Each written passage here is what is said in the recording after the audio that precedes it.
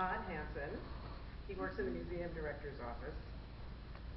Today he's going to be delivering his second project in our Competent Communication Handbook, Organizer Speech. It's a 5 to 7 minute speech. Todd, as you may know, is an award-winning public speaker. Not to raise the bar too high, but he has represented our club at, I get mixed up, area and division tournaments, and has made us all very proud, and he's taken home awards every time he's gone out. So today he's going to talk about, well, the title of the speech is Break an Or Bond with Your Family. O-A-R, Break an Or Bond with Your Family. He's going to tell us the story of a glorious camping trip turned adventurous nightmare. In other words, the usual family camping trip. And his goals today are to present a speech with a beginning, a middle, and an ending. The ending, especially the ending, and he has a special request for our timer, Susan McGinty, because we know Todd likes to talk and really go along and forget about the ending. So he would like you, Susan, to please raise the red card very emphatically.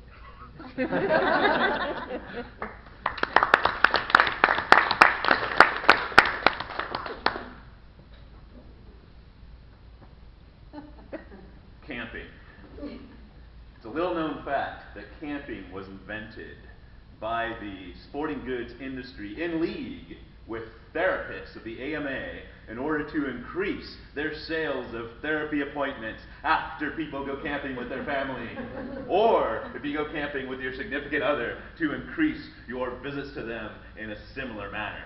In the early 80s, I went on a camping trip in the elementary school grade with my family, not to disclose my precise age. Oh, heck, it's 42. That's third grade. And we went to Eureka, California, a glorious part of California with tall redwoods, the thriving, vehement, violent coast, and all this glory of nature. We had a pretty good time. We caught crayfish. We hiked up the river.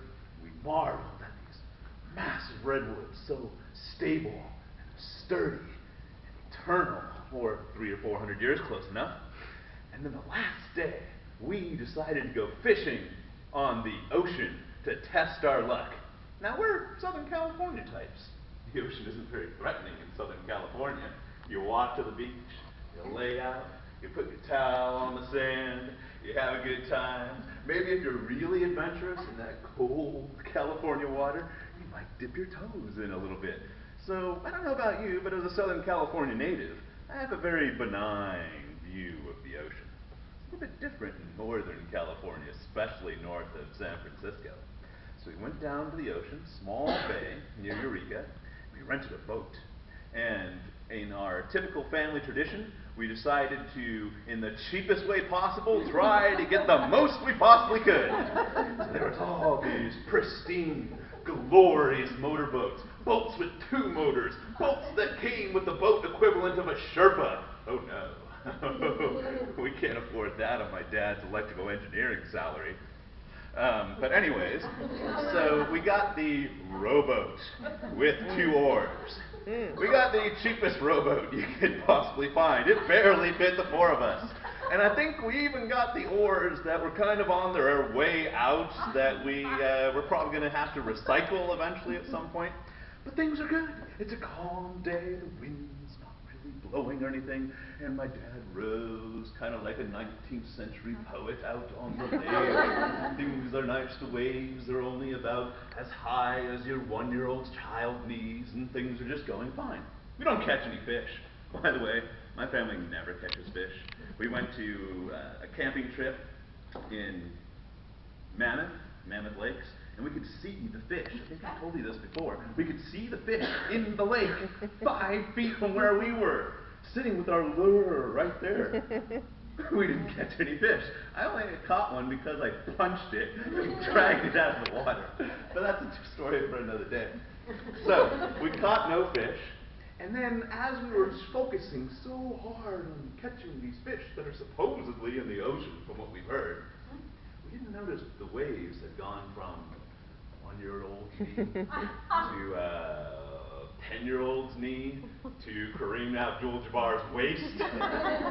too chest high on Shaquille O'Neal, and the wind had come up.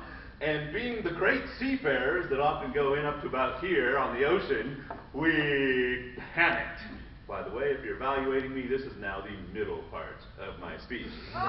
So, the panic sets in, the wind is high, the waves are gigantic. Of course, they're not this big, but I gotta exaggerate a little bit, make it more exciting. So my dad heroically is going to save his family. We didn't know we had drifted down the coast a little bit, so our harbor, which was before only 100, 200 meters away, it's now like 400 meters away with these giant waves. My dad heaves with what I thought was his strong back at the time, but he only benches like 100, so it wasn't that strong. And he's heaving, and the oar goes snap, and he flies back, and he's holding one oar, and there's these giant waves, and we all panic, and we look to where the current's taking us, and all there is, this is Northern California, is rocks in the distance, and simultaneously we all go, ah! Which for me made sense because I didn't have this deep voice as a third grader. I actually had a, hi, how you doing, little third grader voice. But my dad going, ah! I still haven't quite forgiven him at this point. So we're drifting down. And quickly, here's the interesting thing. When your family gets in a crisis, you very quickly take roles. So I always was reading these sailor stories, and I wanted to be the intrepid sailor. So I leapt to the front, and I took the broken part of the oar, and I was ready to push us off rocks. My dad is steering in the back, and my mom is intrepidly looking, and my brother is doing a very good job of staying out of the way. And so we drift into this area where there's a bunch of rocks, but way off the coast, and there's some seaweed, and it's calm in there. The waves are being blocked by the rocks. So we drift and get right on the rock, and I lunge forward. It was more like leaning forward, kind of like this, and I pushed us off. It was a very slow-moving boat, but I felt like the hero. And I pushed us off and into the middle, where it was perfectly calm. And the most amazing thing is working together, my dad steering, me pushing. My brother, I think, threw me the rope, and I twisted it around the seaweed, and there we were, just happy as a clam in the middle of the ocean.